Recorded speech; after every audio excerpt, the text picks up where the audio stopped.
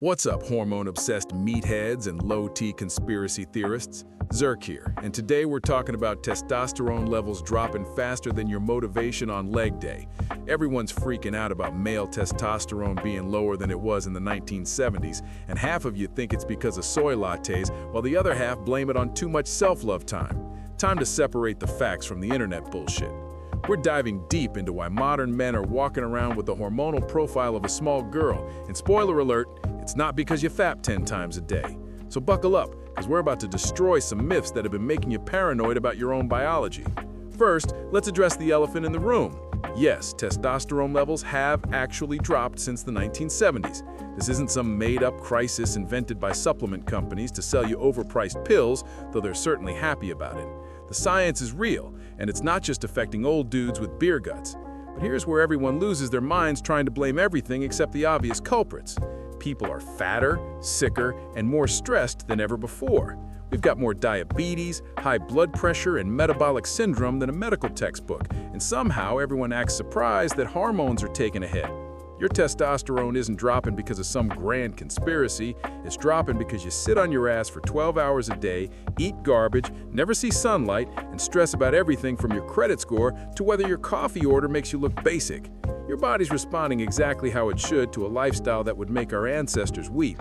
We're also swimming in endocrine-disrupting chemicals like we're living in a science experiment gone wrong. Plastic is everywhere. BPA is in everything despite the labels saying otherwise, and we're apparently eating a credit card's worth of plastic every year.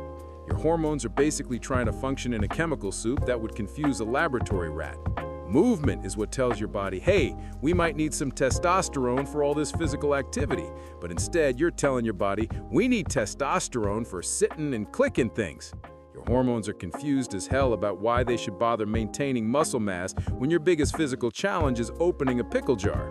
And stress?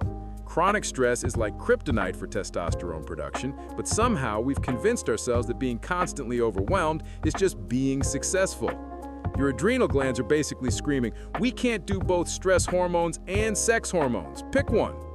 Then there's sleep, or the complete lack thereof. You're scrolling Instagram until 2 a.m. because you're too stressed to sleep, then wondering why you wake up feeling like crap. Now let's talk about everyone's favorite scapegoat, masturbation. The internet has convinced half of you that touching yourself will drain your precious testosterone and turn you into a beta male. Meanwhile, the other half thinks abstaining for a month will turn you into some kind of alpha god warrior. Here's the reality that'll disappoint both camps. Jerking off has almost zero impact on your testosterone levels. The research is laughably thin, and what little exists shows maybe a tiny, temporary bump if you abstain for weeks, but it's so small it's basically statistical noise. One study had 10 whole guys abstain for 21 days and found a whopping 50 milligrams per deciliter increase in testosterone. That's nothing. That's within normal daily fluctuation. You get bigger hormonal swings from whether you had a good night's sleep or saw an attractive person on the subway. But somehow this has spawned an entire movement of dudes convinced that not masturbating for a month will unlock their hidden potential. Meanwhile, actual factors that matter, like exercise, sleep, stress management, and not being a metabolic disaster, get ignored because they require actual effort instead of just not doing something. The no-fap crowd has convinced themselves that abstaining from masturbation will give them superpowers, cure their depression, make them more attractive to women, and probably solve world hunger while they're at it. It's like a cargo cult, but for semen retention. Here's what's actually happening when someone does no-fap and feels amazing. They're usually addressing an underlying problem. If you were masturbating compulsively to deal with boredom, depression, or stress, then stopping forces you to find healthier coping mechanisms.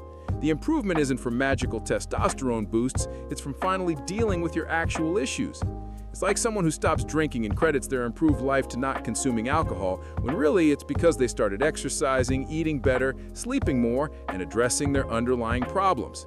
The absence of the problematic behavior created space for better behaviors. But then you get people who had no issues with masturbation trying no-fap because they heard it works miracles, and they just end up stressed, obsessed with not masturbating, and probably more distracted than before. They're white-knuckling through their days thinking about not thinking about sex, which is about as productive as trying not to think about elephants. The worst part about the masturbation hysteria is the shame spiral it creates. You've got guys treating normal biological functions like moral failures, then feeling guilty when they inevitably fail their arbitrary abstinence goals. It's like creating an eating disorder, but for your dick. Natural biological urges don't disappear because you decided they're bad for you.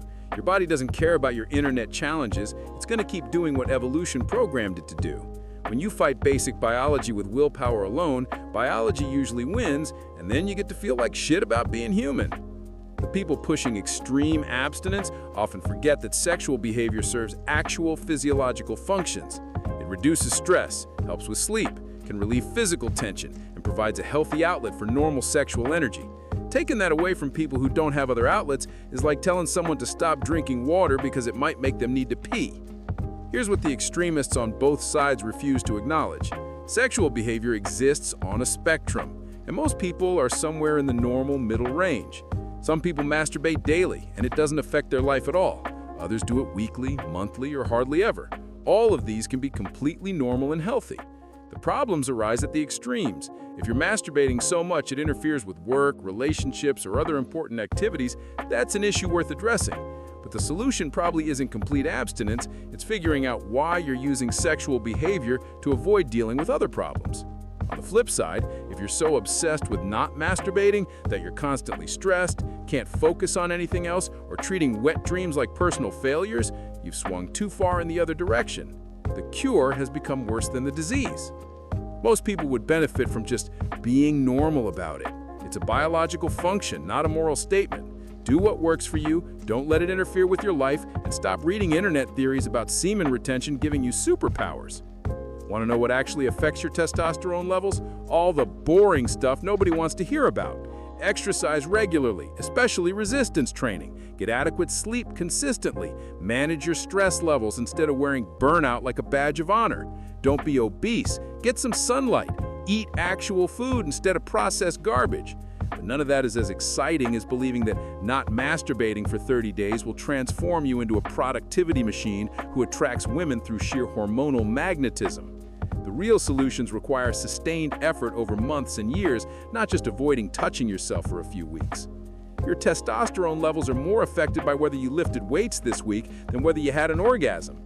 They're more impacted by getting 7 hours of sleep consistently than your masturbation schedule. But that's not sexy enough for the internet gurus selling quick fixes to complex problems.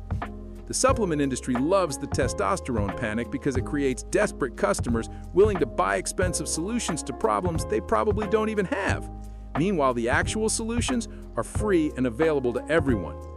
Here's something the nofap crowd accidentally gets right, but for the wrong reasons. Compulsive sexual behavior often goes hand in hand with depression, but the causal relationship runs in the opposite direction from what they think. People aren't depressed because they masturbate too much. They often masturbate compulsively because they're depressed and looking for easy dopamine hits. It's self-medication, not self-destruction.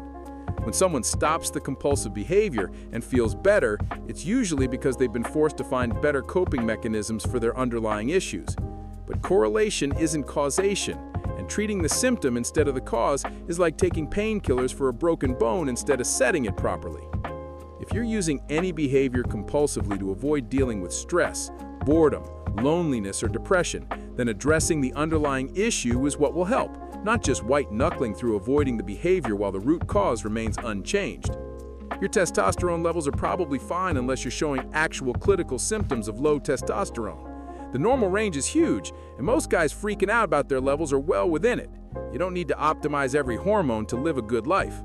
If you're genuinely concerned about low testosterone, go get blood work done by an actual doctor, not some online quiz that tells you you're deficient so they can sell you supplements.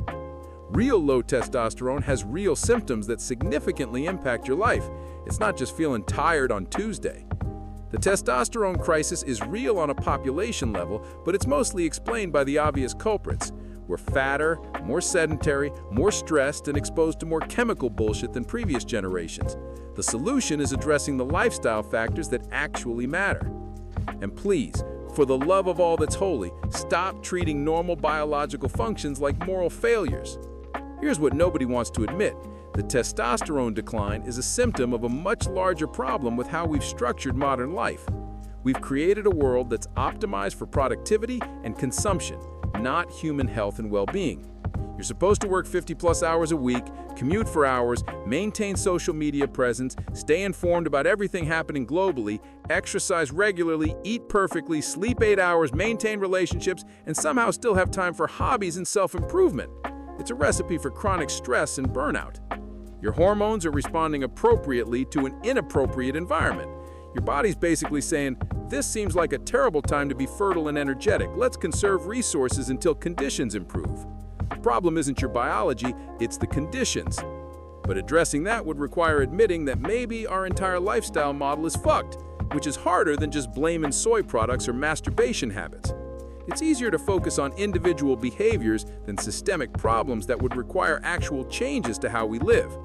The real solution probably involves working less, stressing less, moving more, sleeping better, and creating communities where people actually know their neighbors. But that's not as marketable as a 30-day challenge or a supplement protocol.